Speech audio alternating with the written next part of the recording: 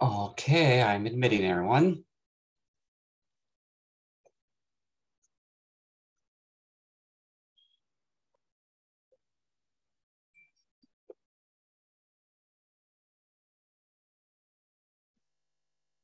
Welcome everybody. Welcome to the City of Los Angeles Affordable Housing and Sustainable Communities, also known as AHSC, Round 7 Developer Kickoff.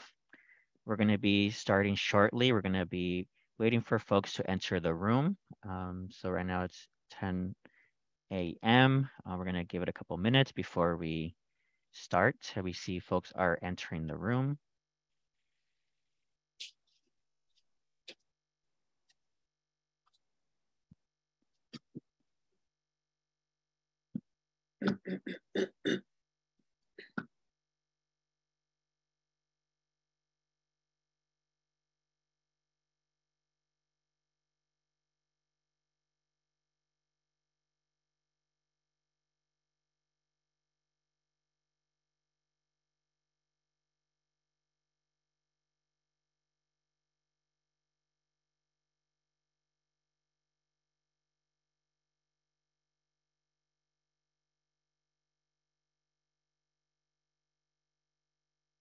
Thank you to all who are joining in.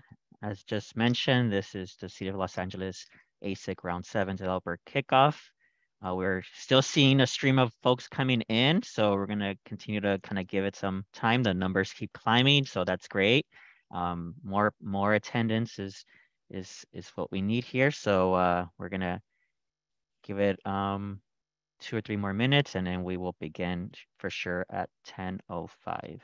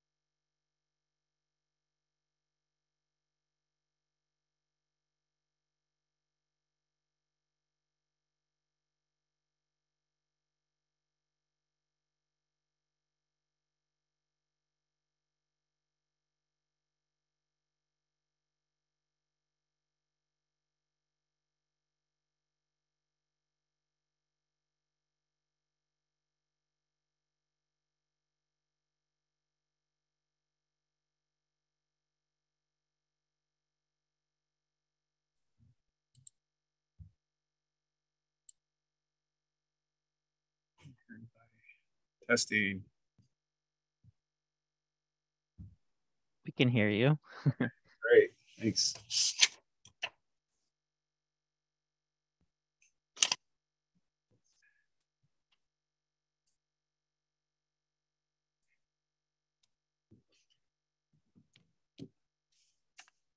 Welcome to folks who are just arriving. This is the City of Los Angeles AHSC Round 7 Developer Kickoff meeting.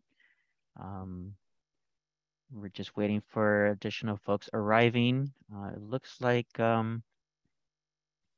most folks are in the room now, so we can actually, I would say, we can begin. So good morning, welcome everyone again to the City of Los Angeles Affordable Housing and Sustainable Communities, also known as AHSC Round 7 Developer Kickoff meeting. To begin this meeting, we have Claudia Monterrosa, Chief Housing Officer for the City Homelessness Initiatives at the Mayor's Office, to provide a special welcome. So I will pass it to Claudia. Good morning, everybody. It's good to be back to officially kick off our Round 7 application process here for the City of Los Angeles. Again, my name is Claudia Monterrosa, and I'm the Chief Housing Officer for the Housing Solutions team under the city's Homelessness Initiative for Mayor Garcetti.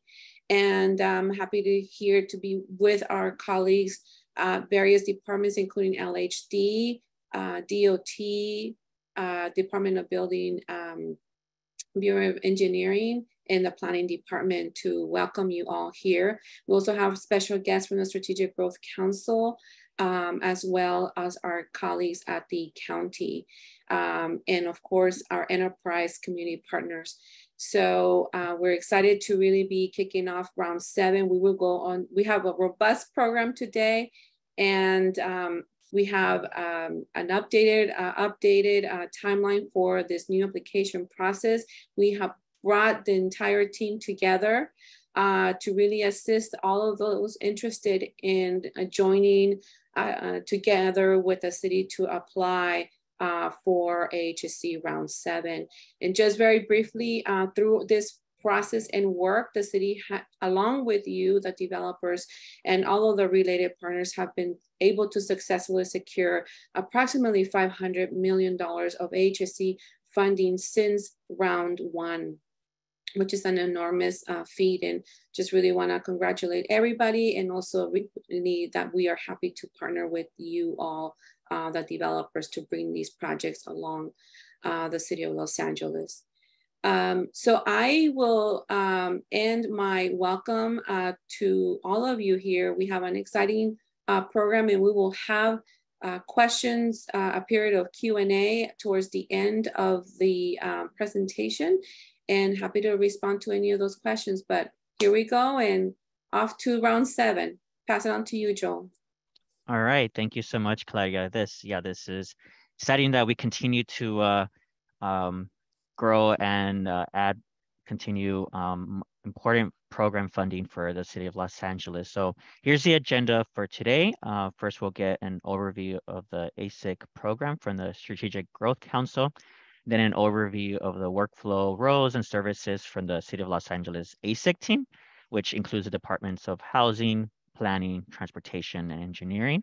We also have the County of Los Angeles here to share a little bit about their collaboration process, and then enterprise community partners whom the city has contracted to provide technical assistance will share the important elements for an application to be competitive. We will also share information on the Call for Projects form, where it can be found, and the deadline for submission. And finally, a Q&A will be held at the end for questions directed to the city. We have Jessica Lopez from the Strategic Growth Council here, and will not be here to the end, so questions for the Growth Council will occur right after the presentation. You can put your questions in the chat, and we have someone who will collect them and share them during the Q&As. So first, we'll begin with the overview of the AHSC program and pass it to Jessica Lopez from the Strategic Growth Council. Hi, everyone. My name is Jessica, and I'm the AHSC Program Associate at SGC. And just to note, the information that are on the slides is based on round 6, but as I go along, I'll be noting where we expect to see for round 7 as we're going through our updating guidelines process. So if you could go to the next slide. So the simplest way to put it is that AHSC's vision is to reduce GHG emissions through bringing together the housing and transportation components, along with further investments into the surrounding community. I'll go into a bit more detail about the components that we fund, as well as the max and minimums in a further slide. So next. So this is a list of the project components that we fund. As you see, there's a bit of examples underneath each one. For housing related infrastructure, it's not just those as required as a condition of approval. There are some further costs like environmental remediation, and for round 7, battery storage. For STI, which is sustainable transportation infrastructure, as we see, we fund transit vehicles, bike lanes, sidewalks, and transit operations. For round 7, this would be just operations that happen as a expansion of service. The COVID-19 exemption will be in place then, as well as all transit vehicles purchased as part of an expansion will be required to be a zero emission vehicle. We also fund transportation-related amenities like TRA, which includes bike parking, repair kiosks, bus shelters, things like that, as well as programs, which you can see a quick snapshot of some of the programs that we fund, and those grant terms are of 3 years. So if we could go to the next slide. So AHSC's funding comes as a set percentage of cap and trade proceeds, about 20% annually. In past NOFAs, that's translated to about 400 and 500 million each cycle. In round 6, it was 780 million. In round 7, we expect approximately 750 million available. In round 6, in past rounds, we've had the minimum of $1 million per project and 30 million as the maximum, with a cap of 20 million for the affordable housing development, which is the affordable housing development and housing related infrastructure. In round 7, we are going to propose raising that award amount to about 50 million, and you're one of the first people to hear that. So I think the sooner you know, the better, but that will be proposed in draft guidelines. A $50 million cap with, max with a 10 million minimum, and a cap of 35 million for the affordable housing and HRI components, which is the housing related infrastructure. If we could go to the next slide. So this just kind of covers the set asides that AHSC has. We have statutory requirements as well as funding targets. We have 50% of program expenditures that must go to affordable housing, which is affordable housing developments, as well as HRI, which is housing related infrastructure costs. And 50% of program expenditures must be to disadvantaged communities. Those two are not mutually exclusive, so one project could fulfill both of those. After fulfilling the requirements, we have project area type targets, and I'm sure the city might go into each project area type in more detail, but essentially we have 3 buckets, which is the transit-oriented development project area, which has a 35% target, the integrated connectivity project area, or ICP, which also has a 35% target, and rural innovation project area, which has a 10% target. After those targets are met, we go into our geographic targets with the remaining funds. So we aim to fund at least one project in 8 regions. Those regions are defined in round 6 guidelines, and we expect them to remain the same for round 7. We also have a tribal set aside. So if there's an eligible tribal project, we also aim to fund that if it's not already funded through our scoring process. Next slide. So I'll go into a bit more of the threshold requirements in the following slide. So I think the biggest change from round 6 to round 7 is that we will be requiring an all electric design as part of threshold to apply for round 7. We did this because in round 6, we saw that 49 of our 53 applications achieved full points for an all electric design. 2 of them completed partial points and 2 did not. So it's also a priority for council, so we have moved that into a threshold requirement. In addition to that, their projects must demonstrate site control, experience for each of the project components, ensuring that there's no active pending litigation, housing element compliance. I will note that for round 7, we have language similar to the Supernova, in which if a city does not have their housing element in compliance, but they are working with the Department of Housing and Community Development to get it in compliance, I think there's like a soft fail essentially that you can pass threshold, but it would need to be in place by the time of award, I believe. And then we have, ensuring that you have discretionary land use approvals, CEQA and NEPA for the HD components as well. Next. So as part of threshold, and to be an eligible project, there are some program goals you must meet, which is that there must be a transit stop with the respective qualifying transit within a half mile of the HD. This half mile is along a walkable route.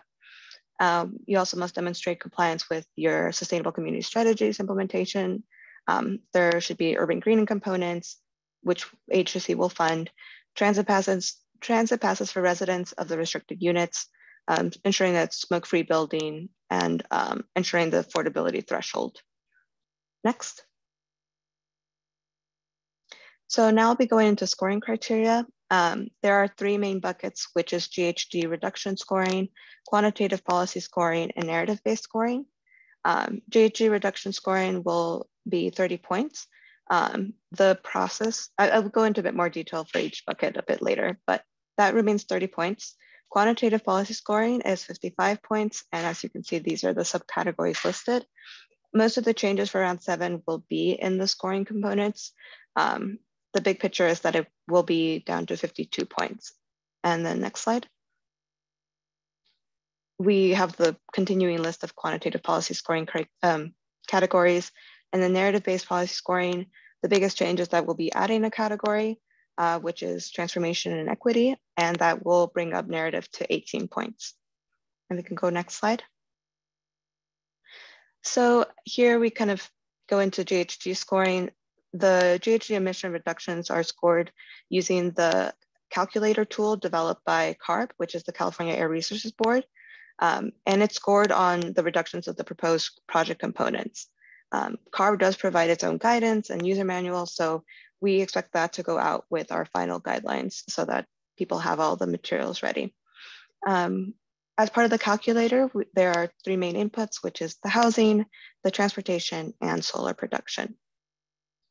Actually, one last point on that. There will be a change to kind of the overall process of how it's scored, but the main component that each project will be scored, will be awarded within the project area remains the same. Next slide. So as I mentioned, here's QPS scoring. I'll go over some of the bigger changes that we're proposing. So for active transportation improvements, we are adding some points for transit improvements. So improvements to a lane mile of a local either bus or transit service in the project area. Green buildings and renewable energy, we're bringing back a component, a project scoring component that was available in round 5, which is the net zero one. Location efficiency and access to destinations, we are changing points between RIPA and TOD ICP to kind of make it more equivalent, as well as defining more specifically what each key destination is and how the resources for how to identify them. We will be changing funds leverage to kind of be more similar to the supernova. Anti-displacement, we're kind of restructuring it to make it more accountable and kind of meaningful. Local workforce, it's going to be reorganized to make the requirements a bit clearer. And affordability, we are changing kind of the affordability levels to match what we've been getting from previous applications. And programs will have a more defined list of available programs and what you need to demonstrate to get those points. As I mentioned here, these are self-scored by the applicant. The AHSC team reviews it, and there is a chance for appeal. And to note, the intent of this is not for projects to receive 100 points all the time. This is to differentiate the projects. If we could go to the next slide. Narrative scoring, the 4 categories remain the same. We'll be changing the format from kind of free-flowing 6 pages of narrative to more specific prompts. There's still a balance in between what information reviewers need and simplifying it for applicants, but we hope to strike a better balance between the two than it has been in previous rounds. And we'll be, as I mentioned, adding a section on transformation and equity. And this is not an appealable section, but essentially it's a way for applicants to showcase important aspects of the project that may not come out as clearly through the Excel document or other attachments that we have. Next. So now I'll go into the process and timeline. If you could go to the next slide. So we expect to release draft program guidelines in late September, aiming for September 30th. We'll have in that period of October, the comment period, as well as draft guideline workshops.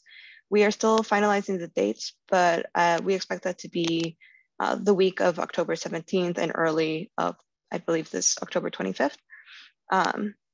After that, we will be releasing final guidelines in our December council meeting with the release of NOFA application, which is the official start date of the application in January of 2023.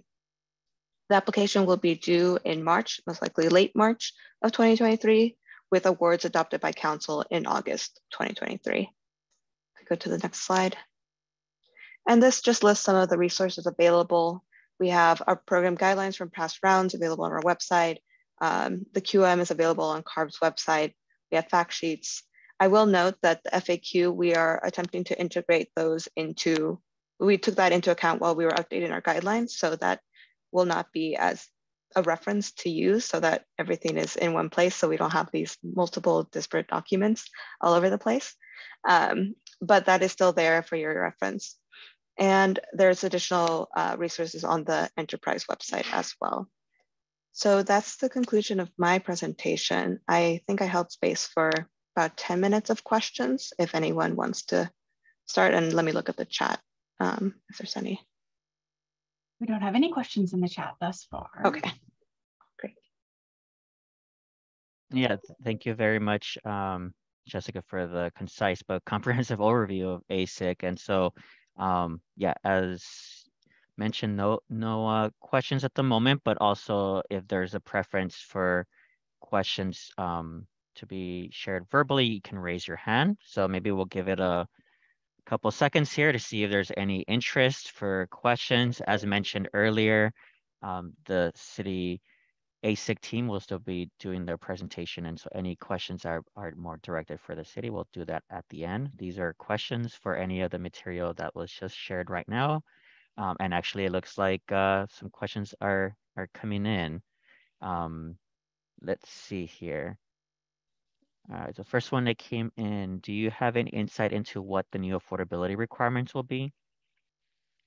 It's not necessarily new affordability requirements for eligibility for the program. It's for scoring components. So essentially it'd just be an increase in percentage of ELI units. I think previously we had capped it at max points for 20% of ELI units. I might be misremembering, but we're basically increasing that a little bit. And as I'm not sure if some of you may know, we also released a policy discussion document, which outlined some of the proposed changes we were thinking about. And that also outlined a change about incentivizing larger unit sizes, since we know the GHG calculator may not always account for that. So we are also kind of awarding points for larger bedroom counts as well. And should I just go off the questions, or will you read them off? Yeah, let me just, I guess, read them and then see if and kind of capture. So there was two questions that relate more to the electric design, if you can kind of share more detail, and then one question that was mentioning about that what if a project plan is already submitted for plan check, that changing design right now would be very costly. So for the all electric design requirement, essentially it's a commitment to make all three major appliances, if I remember correctly, with no gas hookup. You could, if there's required to be a backup generator, that can be an emission generator, but preferably incentivizing not. As for changing the project plan, I think that's something that'd be a bit more project specific, as you have to take into account your type of project and what available options there are. But we know that right now they're at a design stage, so it's just more of a commitment to make it all electric. Great. And there was another question, how can new developers with no experience become eligible? Yes, so I think that means you would have to look for a partnership with a more experienced developer, kind of like a joint venture or something along those lines, because you do need experience requirements to apply for AHSC. Okay, and then there was a question on the geographic apportionment. It remains at one project per geographic area, with the 8 regions that were identified in round 6. Those regions should remain the same going into round 7. Great, and then a question on, will senior housing projects score well as family and other housing projects? I think it all depends on your density levels and the transit components that you propose. It would be demonstrated in the GHG calculator. Though I know CARB has put out some research proposal to kind of look into updating different the underlying data that they use. And I believe the data that they're using for senior housing is the most up to date. Yeah. Okay. What about solar requirements? Are there any? Housing million. Solar requirements, not above state code. Typically projects do include them for points scoring, but I'm not 100% sure. So I can look into that if you want to email me, and I'll send the email later on. Okay. And there was a question on, are there any housing element compliance waivers for localities who are in the process of submitting a draft to HCD if they will not have it approved in time for award? So I know for the city of Los Angeles, we are in compliance, but I guess it's the kind of questions for other localities. Yeah, there is going to be language similar to the Supernova, in which if a locality is working with the Department of Housing and Community Development to get their housing element in compliance, they can go ahead and pass-through threshold. I need to look at the specific language that was in the supernova to see if it's what happens if it's not improved in time for award. It might be standard agreement, but I'm not sure. I can check if you give me a second. Okay. Well, kind of you're looking for that. Can we go have it on the next slide? 'Cause I think that has your contact information, right? So let's have that up as we're going through the question. So also any follow-up or more detailed, that could be also an option to reach out to you. So as to the, sorry, finishing off the housing element question. So basically in your standard agreement, it would include the condition that of housing element compliance before the disbursement of funds. So I believe you have a bit more time since the standard agreement comes after award. Okay. Did the last set of awards maximize the points? But I'm not sure what that question is. Is it that people got 100 points or? Maybe need to provide a little more detail there. The next question is, are there any requirements for technologies such as internet access, Wi-Fi, or other connectivity? Yes, so we are proposing to kind of to provide internet service to residents similar to TCAC as an option, right? Like the 15 years of service to units and time and put in place within 6 months of occupancy. AHSC will provide funds for up to 3 years of the initial of those internet service costs. And then there was another, I think this was like a follow-up. What are the 8 regions? This might have been to the question on the geographic apportionment. Yes, so the 8 regions are Sacramento area, which includes Sacramento, Yolo, Sutter, Yuba. Actually, I won't go through all the counties, but Sacramento area, San Diego area, the San Francisco Bay Area, the San Joaquin Valley, coastal Southern California, inland Southern California. So coastal is LA County and Orange County. Inland is Riverside, San Bernardino, and Imperial County. Central Coast, and then the North State and Sierras. Great. So that looks like all the questions that we have received. Again, Jessica's email is on the slide right now. You know, if there's any other questions that you would like answered from the Strategic Growth Council, Jessica can be contacted there. If not, again, we will proceed with sharing the City of LA's process, and also we'll have a Q&A that directs more to the process here in Los Angeles. But thank you again so much, Jessica, for being here. Thank you, everyone. Great. So yeah, my name is Joel Montano with the Los Angeles Housing Department, and I will go next to provide an overview of the city's workflow process along with the impact in AHSC will be having for Los Angeles, as we have continuously applied with developers to get this valuable funding. If we can go through to the next slide. I think let's see. Got it. Okay. So as was shared, the AHSC program functions through collaboration. You will need to find a local agency to be your partner. In this case, the City of Los Angeles, since round 3 has chosen to be responsible for the grant portion of the AHSC program. This includes the Sustainable Transportation Infrastructure, STI, and the Transportation Related Amenities, TRA. As Jessica had shared, as previously from round 6, the maximum amount had been 10 million per project. And for developers, they will be responsible for the affordable housing development, the housing related infrastructure, and program cost, with the maximum per project at 20 million.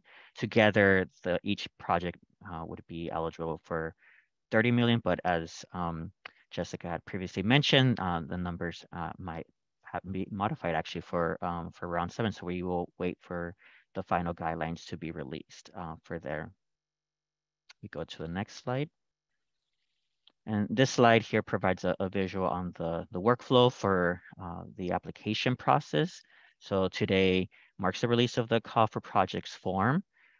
Then the city AHSC team will who is presenting today, will conduct an extensive review of application using the city's selection criteria. A slide on the selection criteria will be shared later in the presentation.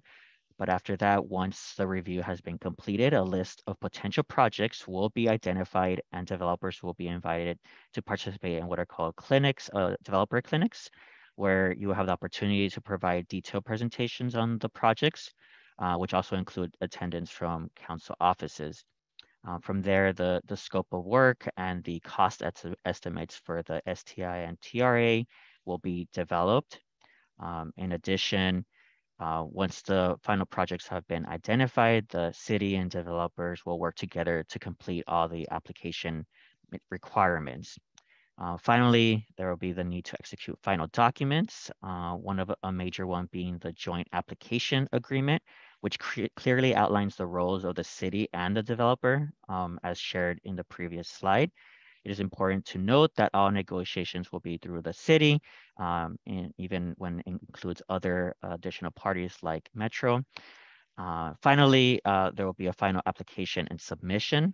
The developer will be responsible for the submission, but the city will review all materials and the final application for submission. Go to the next slide. This slide just shows here the impact that AHSC will be having on the city of Los Angeles. So since round one, the city of Los Angeles has been awarded over $492 million for the housing and transportation infrastructure. And this translates to nearly 4,000 new housing units and 35 affordable housing projects. So this is definitely a program that will have real impact for the city of Los Angeles, and we continue to want to apply and expand the production of housing and transportation infrastructure that will improve the lives of residents here. If we go to the next slide. So next, we'll have information presented from some of the AHSC team members. As mentioned, AHSC program functions and can only be successful through collaboration. And then we go to the next slide. The collaboration includes the departments of housing, engineering, transportation, planning, public works, city council offices, the county, and enterprise community partners who have been contracted by the city to provide vital technical assistance for this application process. So next, we'll be going first to city planning, and I will pass it to Cameron Phillips. Yes, thanks so much, Joel. Hello, everyone. My name is Cameron Phillips from City Planning's Mobility Policy Team. Happy to kick things off from the city planning side. You can go to the next slide, please. So one thing that comes to mind when we think about a well-functioning city is a place where you can get to your destination efficiently and safely, especially on foot, on bike, or via transit. That's usually an indication that a city's land use and transportation policies are working together. In order to get closer to this vision as a city, Los Angeles has created land use policies that incentivize development of housing near transit so that people have safe, efficient, and convenient transportation options to get them where they need to go. The AHSC program has been invaluable to our city because it helps Los Angeles connect the dots between land use and transportation by providing necessary funding for projects that provide both affordable housing and transportation improvements. To better understand the city's vision when it comes to transportation and land use, we encourage you to consult the transportation element of the city's general plan. The Mobility Plan 2035 is the foundation for long-range transportation planning throughout the city. It lays the foundation for, among many other goals, reducing greenhouse gas emissions by building out a more sustainable transportation system and improving transit connections. The Mobility Plan lays out comprehensive pedestrian, bike, and transit networks as part of a vision for a well-connected city. And you can see those enhanced networks listed on the slide. You can find all of those network maps at the end of the Mobility Plan document. Developers and city staff will consult these networks to inform what types of transportation improvements fit within the community so that we can put forward the strongest AHSC application possible. There are also a number of policy documents also listed on the slide including LA's Green New Deal, that promote the connection between housing and transportation planning and help us to advance the city's sustainability goals. But of course, funding is essential to achieving these goals, and that's where the AHSC grant program comes into play. As a city, we have to be intentional about how we plan for development, transportation, and mobility. And AHSC has played an essential role in bringing much needed affordable housing and transportation improvements to our city. So next up, I'll hand it off to the Specialized Housing Unit, Brian Carr, to share how city planning is creating more opportunities for affordable housing creation. Great, thank you, Cameron. Good morning. My name is Brian Carr, and I'm representing the City Planning Affordable Housing Services section, where we provide project review and advisement for projects that utilize housing programs enumerated in the zoning code. These programs include density bonus, both on menu and off menu, transit-oriented communities, or TOC projects, qualified supportive housing programs, QPSH, projects utilizing incentives available in the greater downtown housing area, and permanent supportive housing projects. Next slide, please. For these projects, applicants must submit the appropriate referral for a review, where we will vet the project and for compliance with the development and performance standards required for these projects, and also review the projects for compliance with required zoning code provisions. Next slide, please. With the March 2023 deadline, it is important to note or call attention to the processing timelines for discretionary projects. Discretionary actions will trigger SEQA review and will require a determination which is appealable. Applicants should anticipate these milestones in their project scope. By right projects, however, do not trigger SEQA. However, on-menu density bonus and QPSH projects require administrative clearance. These by right projects are not appealable through DCP. If you are unsure if you have a project that is by right, or if it's unclear to you what the thresholds for discretionary review are, please do not hesitate to contact us. Next slide, please. And you can reach us at planning.priorityhousing@lac.org, where you can also submit your QPSH forms. And if you want to request an appointment for consultation, you could do that through Build LA. To submit affordable housing referrals, TOC referrals, and tier verifications, please use our online portal, OAS.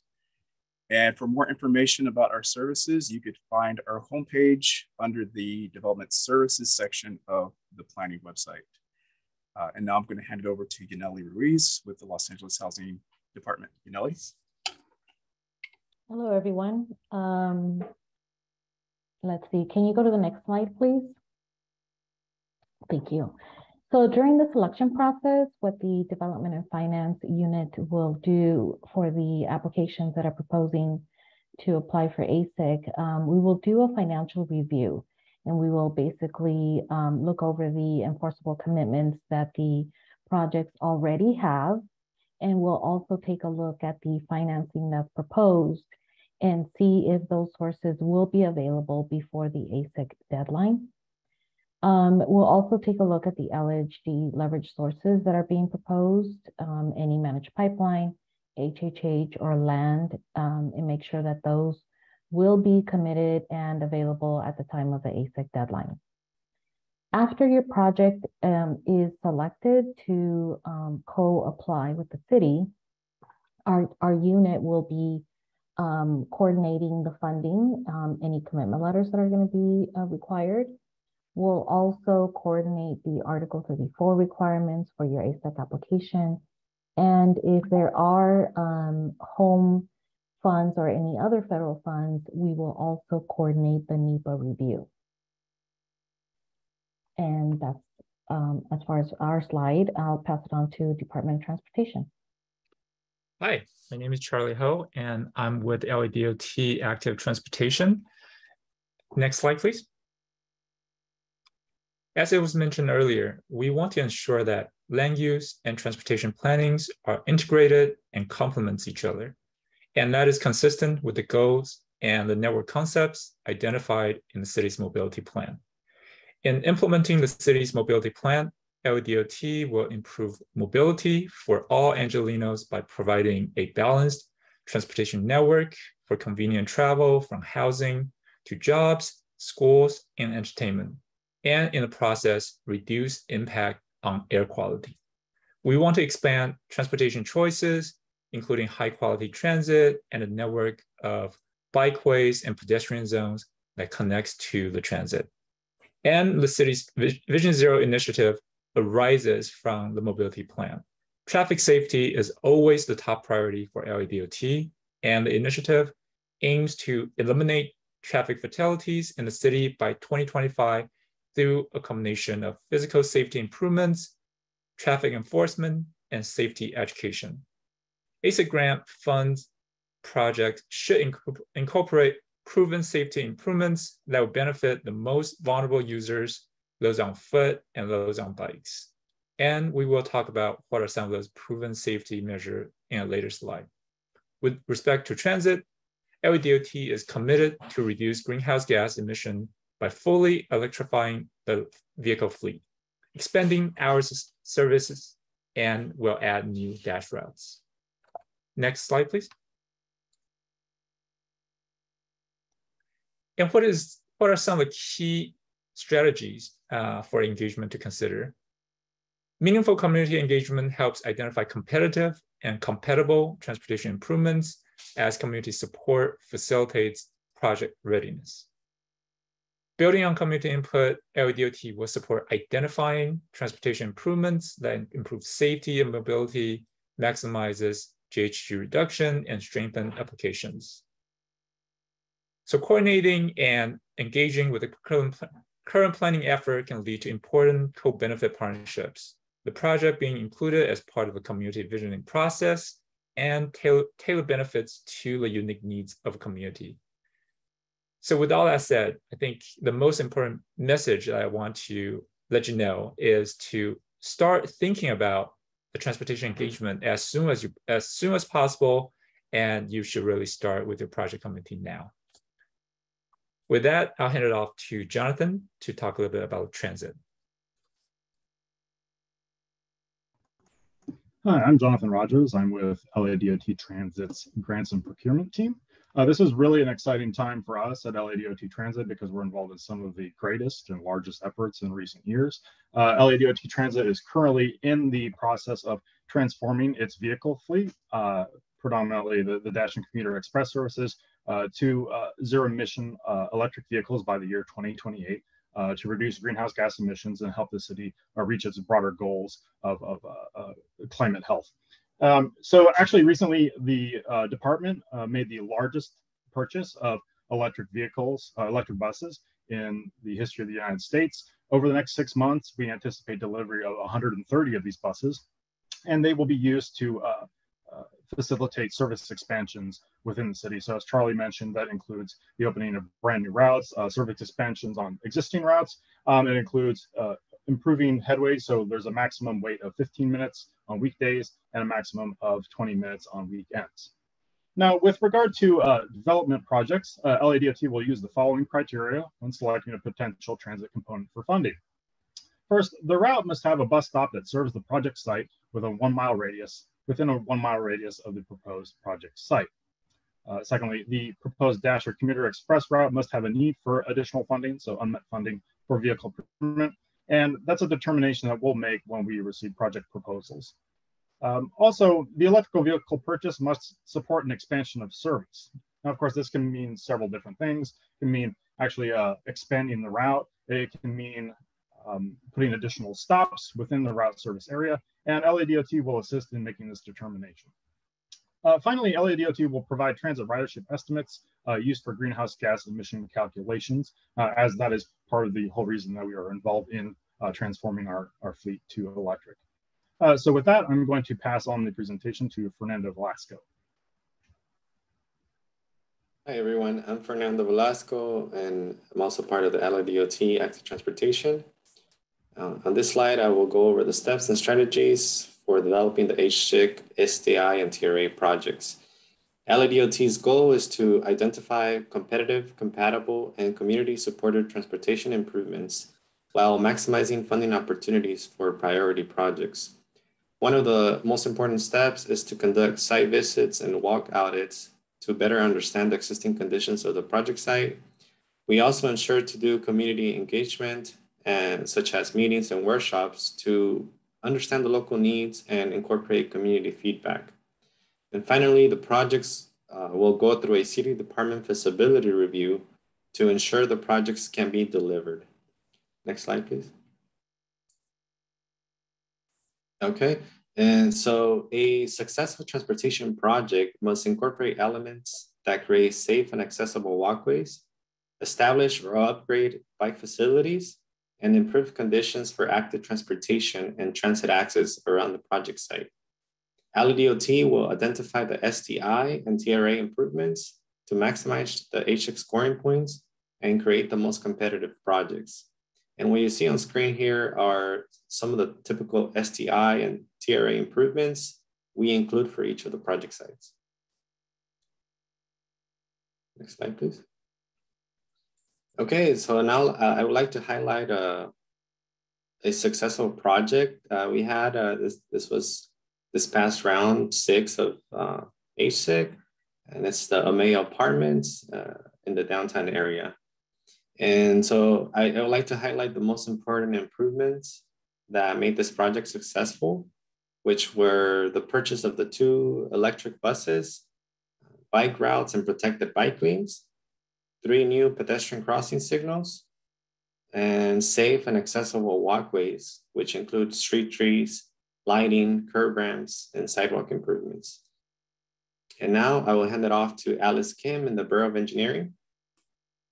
Great, thank you, Fernando. Good morning, everyone. My name is Alice Kim, representing the Bureau of Engineering, BOE, and from the Street Improvement Division. Next slide, please. Oh, great. So I'm here to give you an overview and the responsibilities and role we take in this AHSC program. So as Fernando mentioned earlier, we as BOE, we perform the feasibility review to help define the scope of work. So there's going to be weeks and months working with Fernando to define the scope of work. And once the application has submitted and whoever the lucky projects are will be awarded by the state. And once those projects are awarded, BOE will start the implementation process of the project delivery, which includes from pre-design to post-construction. So let me dive down a little deeper. For design, what we do as BOE, we coordinate with city agencies and stakeholders to ensure that all the constituents or community provides their input in improving the street infrastructures. We also prepare plans, specification, and cost estimates. And there might be some instances where we will reach out to the developers to avoid any overlapping work because what we do as for the STI and TRA, the STI is the street transportation improvements, and the TRA, the transportation related amenities. Those improvements will be done within a half-a-mile radius of your housing. So we want to work collaboratively to make sure that there's no overlap, making sure that we just don't do overlapping work. So once the design is complete, we'll go through the bid and award phase. And typically with BOE, we advertise these projects to private contractors. And if time permits or capacity permits, Bureau of Street Services will help assist these efforts. But otherwise it goes to a private contractor. And during construction, again, we might need to partner up with the developers, making sure that there's no overlap because we don't want to step on each other's toes. During construction, we'll be performing inspection and construction management to ensure that all these STI and TRA amenities are placed properly. So that does it for my slide, and I'll pass it on to Vanny Dandalaya from Los Angeles County. Thank you.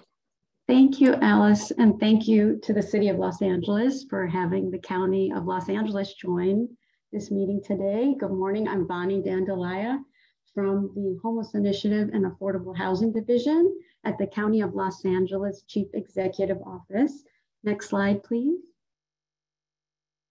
The county, like the city, is seeking collaborative partnerships with affordable housing developers to submit AHSC applications for projects in the county's unincorporated area. And on the last slide, we'll show you a link that you may use if you haven't already seen it, that you can enter an address in and look up whether your project is in the unincorporated area of the county.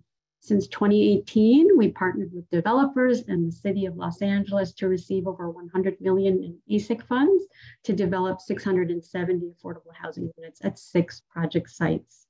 Next slide, please.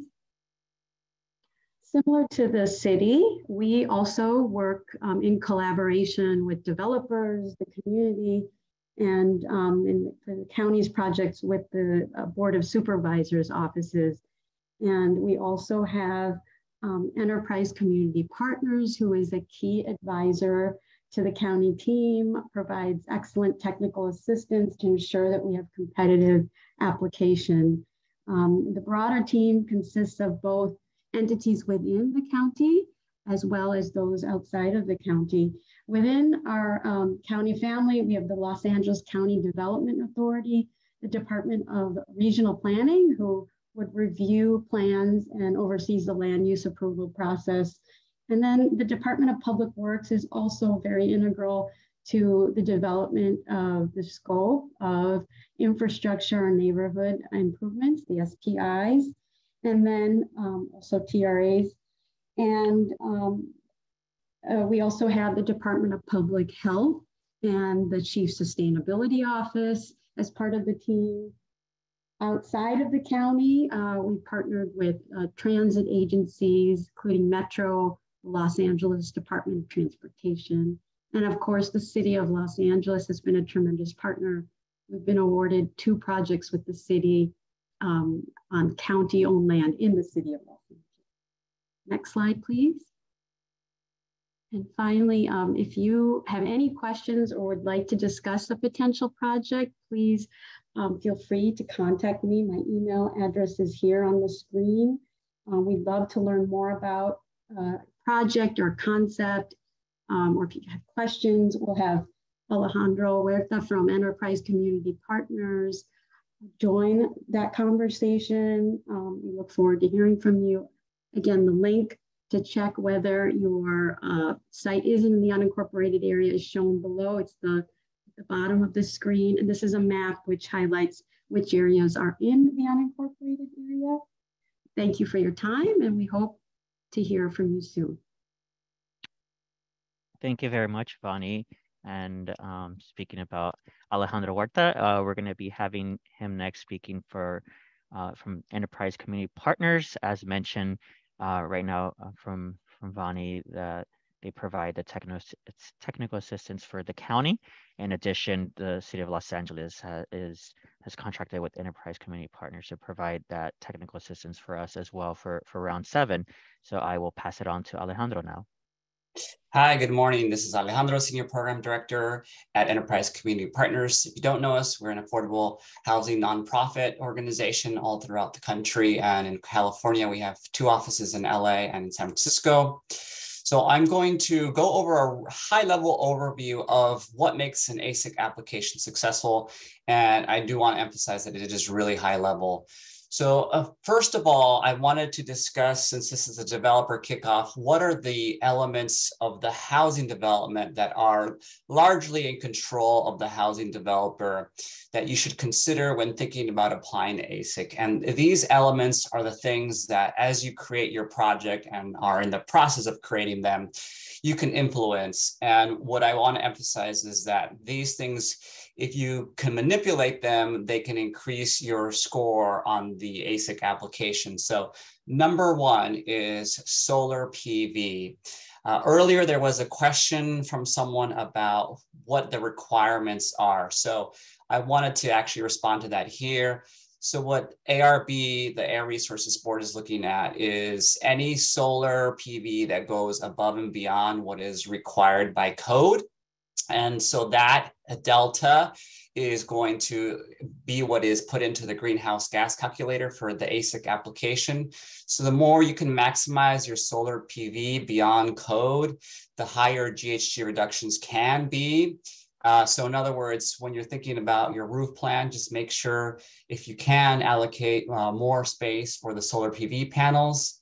And then lastly, there is actually no requirement that it has to be on site. If you have some creative way to have off-site solar PV, that is another way to get additional greenhouse gas emissions reductions. And you will probably need to have a consultant help you figure out those calculations. We will need the kilowatt hours per year in order to get the greenhouse gas emissions reductions from solar. So number 2 is high unit count. So, piggybacking off of what planning said. So the name of the game here for AHSC is to get people out of their cars. And the way we do that is build affordable housing near transit. And the more units you can get near that transit, the more that will translate into greenhouse gas reductions because people are going to use their cars less. So and I'll show you in a bit what that means is we're really trying to look for projects that have a high unit count. And what I mean by that is 2 things. Number 1, the total unit count, if you have, for example, a mixed income project. And then number 2, the actual number of affordable housing units as well. So please remember, if to the extent that you can, maximizing that unit count is really critical for the greenhouse gas emissions reductions in AHSC.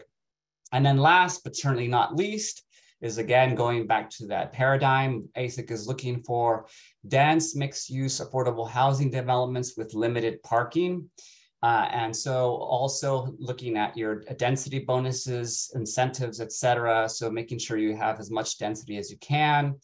If there is any publicly available commercial or social services space, that can also increase your greenhouse gas emissions reductions for the AHSC scoring. And then lastly, anything you can do to limit the parking on site below your standard parking ratios can also give you a bump on the GHG scoring. And on that last bit, people always ask me, what is the ratio? There is no magic ratio, but we can plug things into the calculator and see what effect that will have on your overall greenhouse gas score. And you probably will also need a consultant to help you figure that out.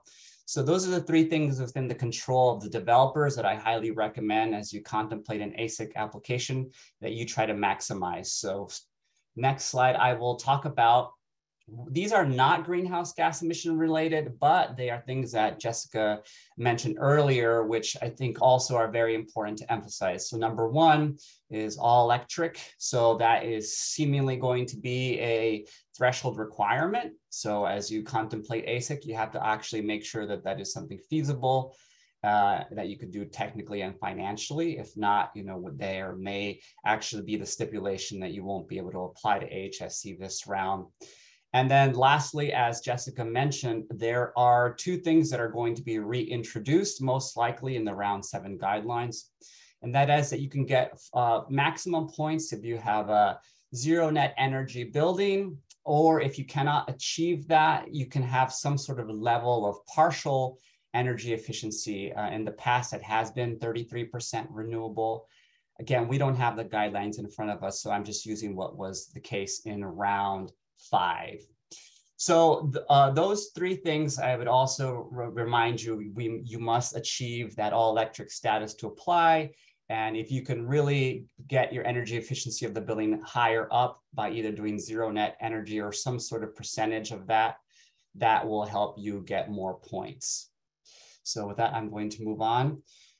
And I see some people are chatting about this, so this is a good segue. So the most important thing to emphasize on a competitive application is the GHGs that come from transit. As LADOT Transit mentioned, that is the goal of AHSC and the goal of LADOT.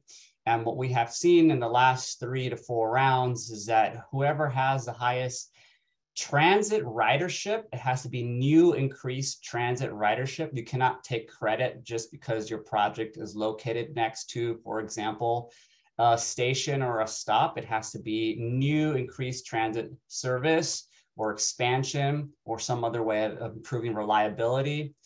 that will result in high greenhouse gas emission reductions. So that is really critical, that as you think about your AHSC application and the site, that it has to have some sort of way of increasing that transit ridership, and that will translate to high GHGs. And to underscore that point, I'm going to show you which were the projects that were awarded last round in the city of Los Angeles. I divided them into the different project area types. So for the integrated connectivity projects, ICPs, these are basically the projects near any bus stop. And from top to bottom, 85.33 points to 82 points, these were the awarded projects.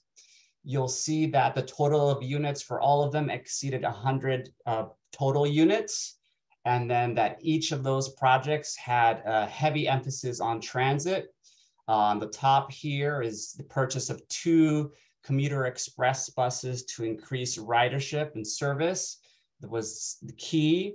The next 2 was actually a combination of working with the city and Metro. So purchasing 2 Dash buses and 4 Metro buses.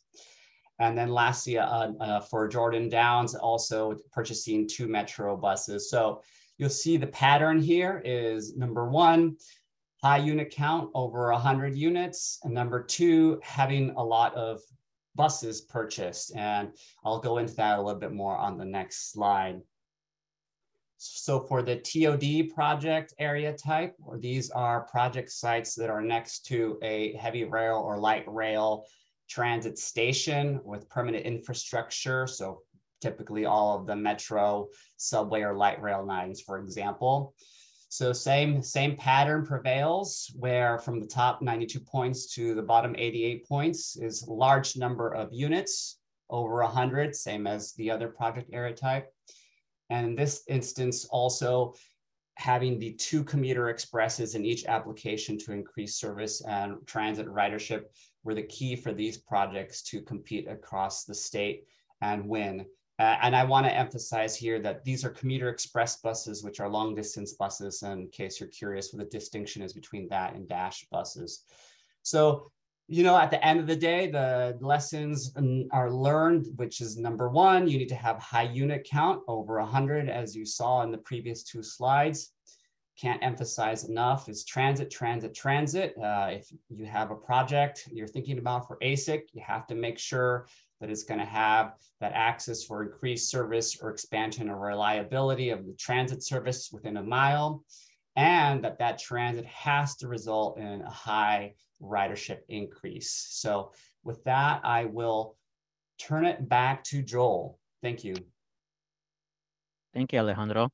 So now on the kind of final piece here for today's agenda is the discussion on the Round 7 application process, co-application process with the City of Los Angeles. So now I will share the selection criteria, timeline, and the call for project form.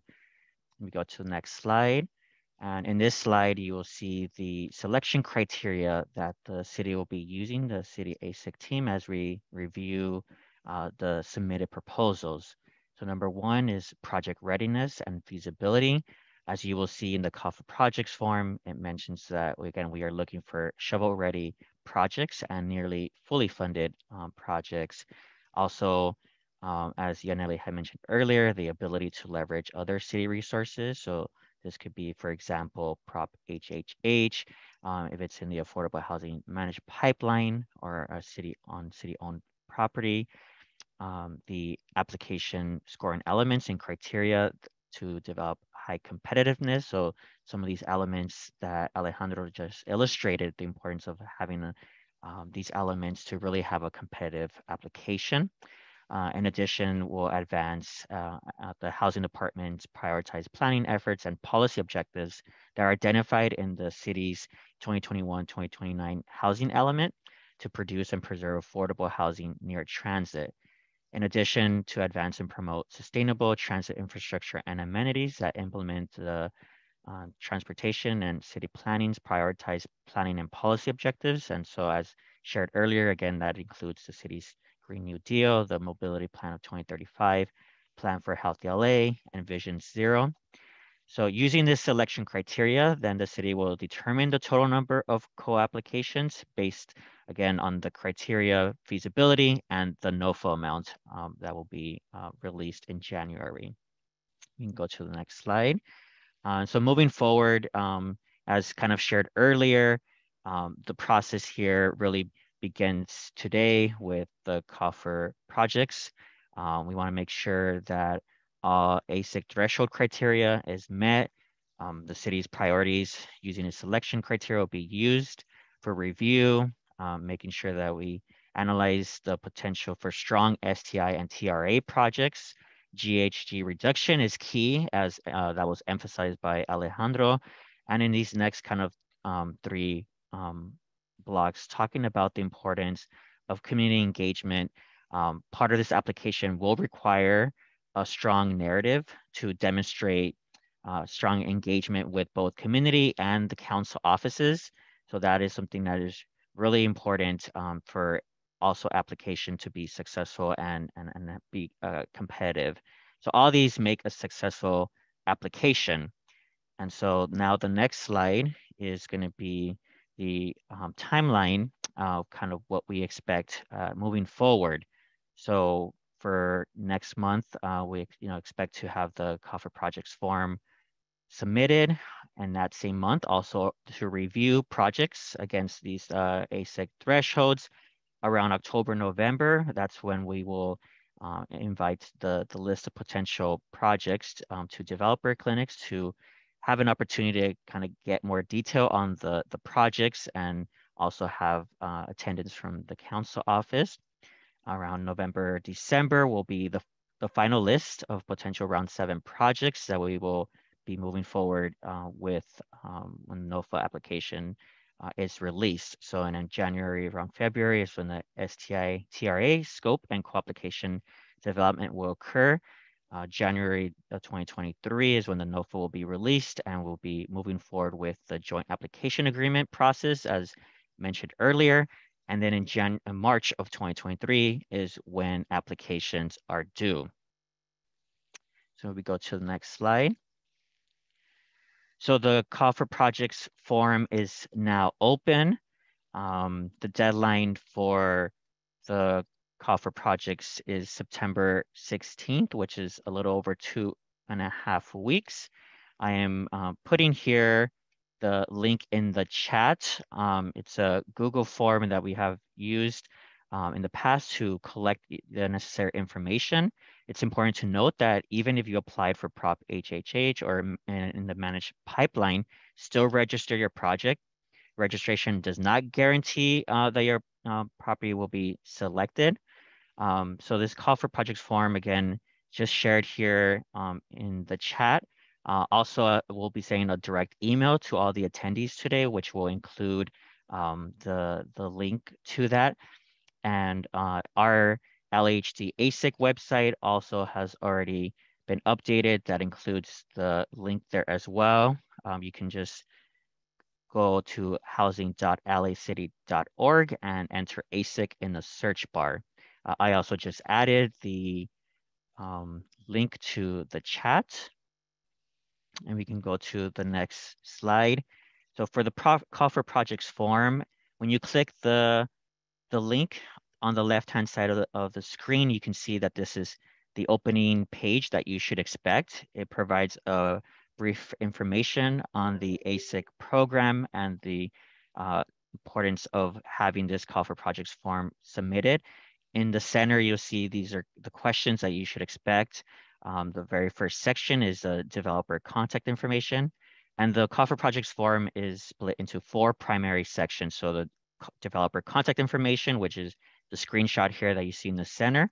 Then there's also the project information. And so this includes information on the anticipated date of construction, who is the targeted population, number of restricted units, entitlement status, also the project location, importance of understanding where or what council district it's located, and also additional information that includes sources of funding, level of community engagement that has occurred so far.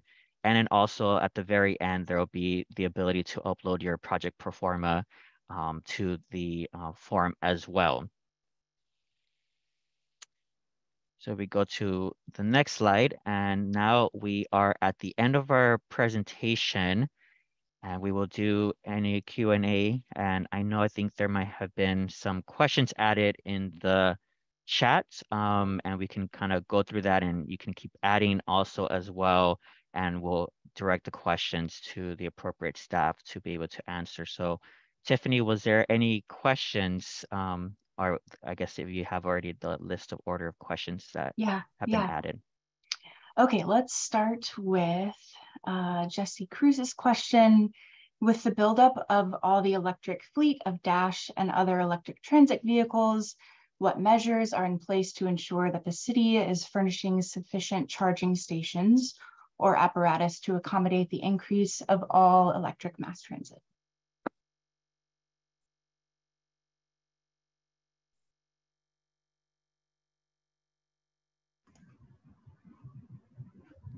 Go ahead, Jonathan. Okay, I can handle that one. Yeah. The city operates a number of transit fleets or transit yards throughout the city, which is where the chargers are being installed. And so that's something that basically takes place at the same time as we get the vehicles, because the contracts that we have for the vehicle manufacturer come with chargers, right? And so it depends on the yard, but you might have multiple buses per charger, depending on what the configuration is. So that's something that's all handled by our department that we're in the process of working on. So we've actually been operating electric vehicles for a number of years. We've been evaluating them. And so we actually have a number of them already, and we've been using them on different routes because topography affects the performance of the buses, and so does weather. So yeah, that's something that's all happening at the same time as we're receiving buses, is just basically building the infrastructure out at the transit yards at the same time that we're bringing them in. And the buses, when we get them from our orders, we don't get 50 of them at once. We get them kind of in stages, so that sort of staggering allows us to be able to bring them in slowly and build up the infrastructure, because basically we had to change on the sort of transoms that we have. I think they're called gantries. We set up the charging infrastructure there. And then, for some of our yards, like we have a very new yard that was designed with this in mind. So it's something that's happening at the same time as we're bringing buses in. Thanks, Jonathan.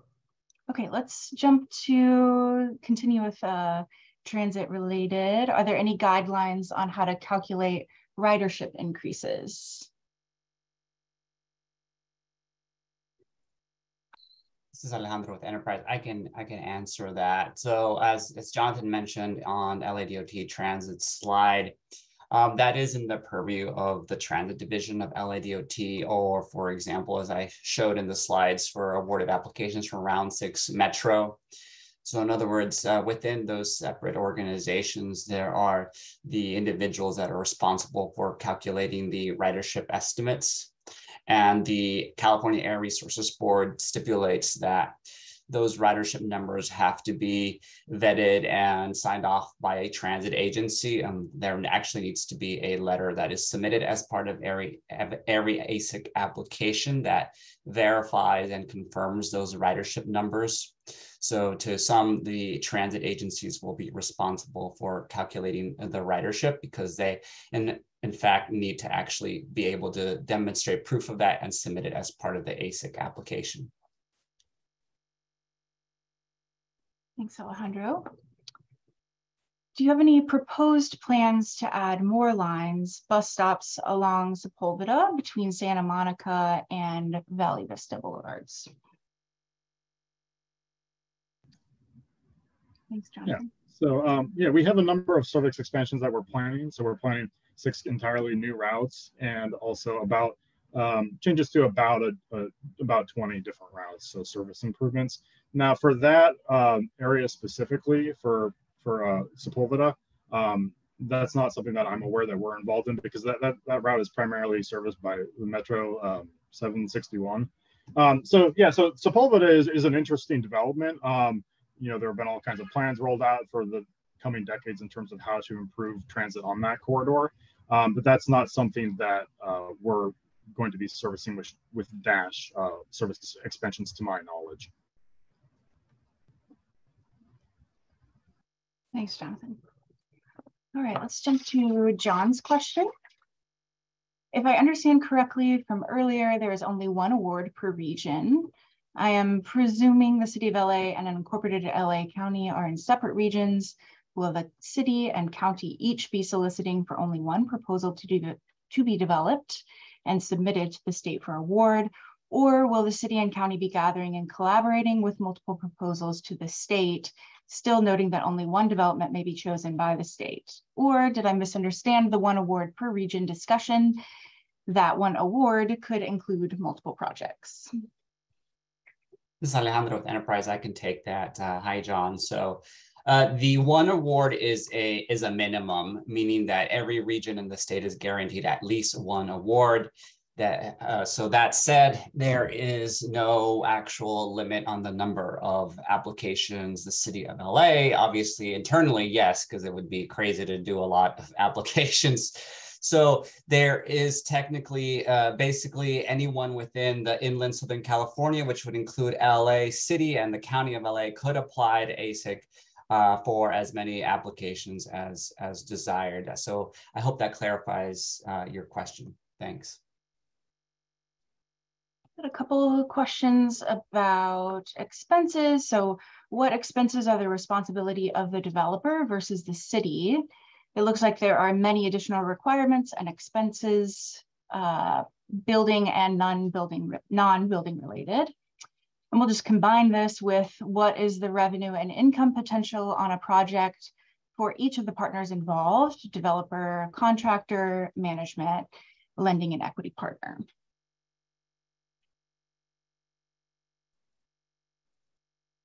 So I can start off here, but Yaneli or anyone else from the city, please feel free to add. So basically there's, as Joel mentioned at the very beginning, there's two major sets of responsibilities. And that is, number one, the city is responsible for all the public transportation improvements, the sidewalks, the bikeways, as well as any transit.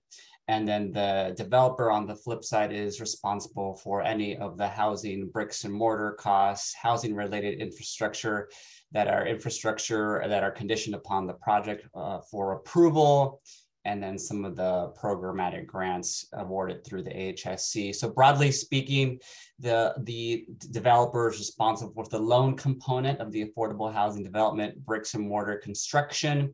And then the city and other public partners are responsible for the transportation improvements. And the way the application is created is there will be a joint application between the city and the developer, and each entity will have to be responsible for their respective bit. And in terms of your other questions, there are some soft costs that are allowed in the AHSC application request, such as architectural engineering costs. And similarly for the city, a soft cost can also be integrated into the AHSC application request. So each party basically has to be very careful about delineating all its costs and creating separate costs, but budget estimates for their respective improvements. Thanks.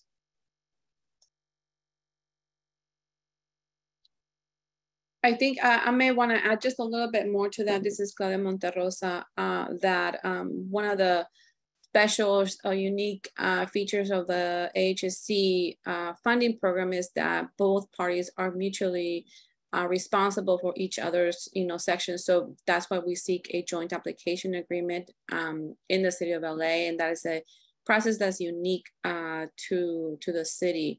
And so it is a joint application both for the affordable housing loan and also for the STI TRA grant component, and the city is responsible to implement that section as Alejandro outlined. But definitely, if you have any more questions on that front, please share those, and we'll be happy to respond to that.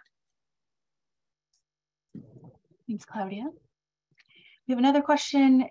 Is there any entity that assists with the details of all organizations being presented due to the great number of details across all? I may take this one a little bit. One of the things that we've done in the city of LA is really pulling together all the key city departments and other partners to make this is a successful endeavor. And the lead entity for this process is Los Angeles Housing Department. So they are the lead coordinator for the city. And the process that Joel outlined in the earlier slides really outlines the process that the city will follow. And this is ratified by the city council as we go through a legislative process to get those approvals. And so your lead go-to entity is LAHD, and everybody then works together in a coordinated way to do the, to endeavor into the application process. Just a little bit more on this. I highly recommend, strongly recommend that everybody that's interested in being considered for a joint application with the city to submit that concept or developer form by September 16th. The city will only consider those potential applicants that submitted those forms. And then the city will take a few weeks to review those and will compare or basically assess the competitiveness of those potential joint applications. And then the city will then go into and invite those selected developers for one-on-one clinics in which the city council member and the city team and your consultants and basically the developer comes and makes a presentation to the team. So it's a fairly involved process that's been laid out. We have a pretty successful process that we collectively have put in place. Thanks, Claudia. All right, what are some of the additional bonus on development provided on a project if it is 1,500 feet within Metro? Would it be in addition to what is being provided by TOC if it were to be developed 100% affordable?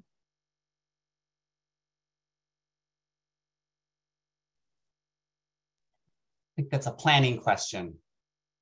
Hi, it's Giselle Corella with City Planning. So basically, it's a 100% affordable project. There are a lot of benefits for those types of projects. There is a new state legislation from AB 2345 that actually has a lot of ministerial development bonuses. So that would be including like zero parking if it's within a half mile of a major transit stop, as well as unlimited density. So those are a lot of things that we've been seeing coming down the pipeline. And then as far as TOC goes, if the project is, let's say a tier 2 would be allowed to be bumped up additional tiers, so it would be as 100% affordable, you would be able to go to the next tier up. So if it was tier 2, you'd be eligible for tier 3 incentives. So that's one of the benefits, as well as being 100% affordable, as well as zero parking. All of that is available on our TOC guidelines. So I would say to feel free to review our TOC guidelines, but we do also have more, I guess, incentives or development bonuses from the new amendments to the state density bonus law as well.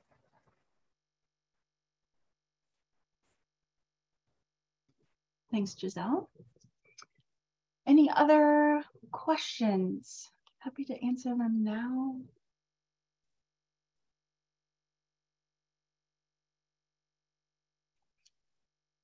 Pass it back to Joel. Yeah, thank you so much, Tiffany. And thank you again, everyone, for your attendance today. If you have any additional questions, you can reach out to myself from the Housing Department and Alejandro from Enterprise, as we are working on this to lead the AHSC team. And so any information that is sent to us will be, again, communicating that with the AHSC team and the appropriate department to be able to answer any questions that you may have. I'll give it a second here, see if there's any other questions. If not, that is the end of the presentation. I know there was a question earlier about the slide deck being shared. So again, we will be sending a follow-up email with the slide deck, but also a link to the call for projects form. And then the presentation for today will likely be uploaded to the Housing Department's YouTube page. So thank you again for everyone's attendance, and we look forward to receiving those proposals and maybe seeing you at the developer clinics.